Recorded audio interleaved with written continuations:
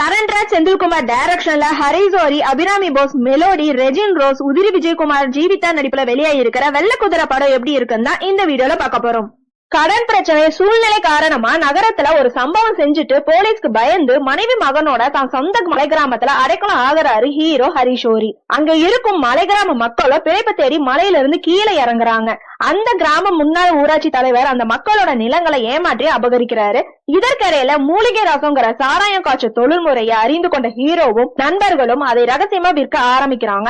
அதனால என்னென்ன பிரச்சனை ஏற்படுது, போலீஸ் பிடியில அவங்க சிக்கினாங்களா இல்லையா, முன்னாள் ஊராட்சி தலைவரோட சூழ்ச்சியை அறிந்த கிராம மக்கள் என்ன செஞ்சாங்க, அந்த மலை கிராமத்துக்கு ரோடு வசதி வந்துச்சா இல்லையா அப்படிங்கறதுதான் வெள்ளை குதிரை படத்தோட கரு. மலை கிராமங்கள் அந்த மக்களோட பிரச்சனை, அவங்களோட வாழ்க்கை முறையை குறித்து கொஞ்சம் வெள்ளை குதிரை வித்தியாசமா சொல்லப்பட்டிருக்கு. பேராசை பிடிச்ச பணம் சம்பாதிக்க ஆசைப்படுற ஒரு கெட்ட குடும்ப தலைவனோட வாழ்க்கையையும் அதனால ஏற்படும் பிரச்சனையும் பத்தியும் பேசுது. கூடவே மலை கிராம மக்களை காலி செஞ்சுட்டு அந்த நிலங்களை அபகரிக்க நினைக்கிற ஒரு வில்லன் உதிரி விஜயகுமாரோட தந்திரங்களை பத்தியும் விவரிக்குது. இத ஹீரோ மனைவியான அபிராமி போஸ், அப்போதைய ஊராட்சி தலைவரான மெலோடி எப்படி தடுக்கிறாங்க, அதனால எந்த மாதிரியான பிரச்சனைகளை அவங்க சந்திக்கிறாங்க அப்படிங்கிற கோணத்திலையும் கதையை கொண்டு போறாங்க.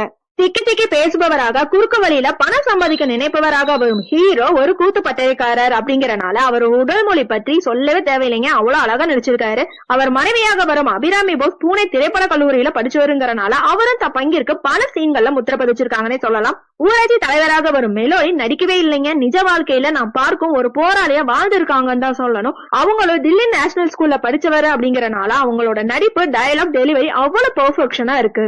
உதிரி விஜயகுமார் அதிக ஆர்ப்பாட்டம் இல்லாம வில்லத்தனத்தை காமிச்சிருக்காருன்னே சொல்லலாம். இவங்களை தவிர முருகனாக வரும் ரெஜின், சாராயம் காய்ச்சும் பெரியவர், மருத்துவம் பார்க்கும் பெண், போஸ்ட் ஆபீஸ்ல வேலை செய்யும் ஜீவிதா, ஊர் மக்கள் என பலரும் நிஜ வாழ்க்கையை, அந்த மனிதர்களோட உணர்வுகளை அழகா பிரதிபலிச்சிருக்காங்க. படத்துல வரும் பெரும்பாலான சீன்கள் சினிமா மாதிரி இல்லாம ஒரு மலை கிராம மக்களின் பதிவாக காண்பிக்கப்பட்டிருக்கிறதும், வசனங்கள் அவ்வளவு இயல்பா இருக்கிறது படத்தை ஒரு நல்ல மூவி அப்படிங்கிற ஃபீல கொண்டு வருது. பரத்தோட இசையும் ராம்தேவோட ஒளிப்பதிவும் மாலை நேரம் மாலை காட்டுற மாதிரி அவ்வளவு குளுமையா இருக்குங்க. ஹீரோயிசம் இல்லாத கிளைமேக்ஸ் கூட அவ்வளவு நேர்த்தியா இருக்கு.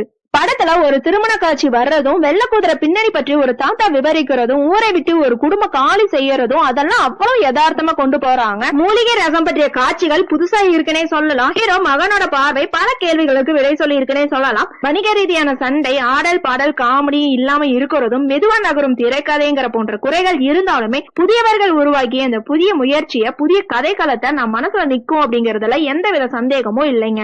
மலை கிராம மக்களோட நிலை எப்படி இருக்கு, அவங்க எப்படி சுரண்டப்பட்டு வெளியேற்றப்படுறாங்க அப்படிங்கறதும், அவங்களுக்கும் சாலை உள்ளிட்ட வசதிகள் தேவை, அவங்களும் பாதுகாக்கப்பட வேணும் அப்படிங்கிற கருத்து தாராளமா பாராட்டலாங்க. மலை கிராமங்கள் அழிந்துவிடக் கூடாது அப்படிங்கிற இயக்குனரோட குரலுக்கும் ஒரு சில மனிதர்களோட குணத்துக்கும் வாழ்க்கை சொல்லும் இந்த வெள்ளை குதிரை மனசுல நிக்குதுன்னே சொல்லலாம். ஆக மொத்தத்துல வெள்ளை குதிரை ஒரு மலை கிராமத்துக்கு சென்று அந்த வாழ்வியலை பார்க்க ஒரு உணர்வை கண்டிப்பா கொடுக்குங்க. ஓகே ஃப்ரெண்ட்ஸ், நெக்ஸ்ட் வீடியோல பார்க்கலாம். இந்த வீடியோ உங்களுக்கு பிடிச்சிருந்தா லைக், ஷேர், சப்ஸ்கிரைப் பண்ணுங்க. தேங்க்யூ.